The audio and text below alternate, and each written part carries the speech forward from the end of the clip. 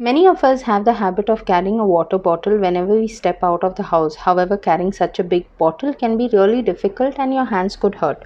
Now here, as you can see, I have an extra lace over here which I'm not making use of. So basically the ends of the lace I'm going to tie a knot like this, in this way, to form a big whole loop kind of thing. So as you can see, it is in this way. So I twist the top portion like this and bring it in the center. I twist the bottom portion and bring it in the center. Now the top side, which I twisted first, I will hold it upwards out, and the second part which I twisted, I'll hold it on the bottom and pull it in this way. So the center part gets in together, as you can see.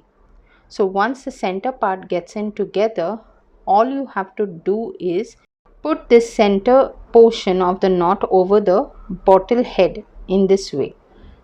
So here you'll have to ensure that the bottle cap or something is bigger, it has a proper neck, so you can twist this portion and form a knot kind of thing. You can hold it like a bag when you're going out, and especially when your kids, they go to play, if you want to give them a water bottle, they can just carry it like a bag and go out to play.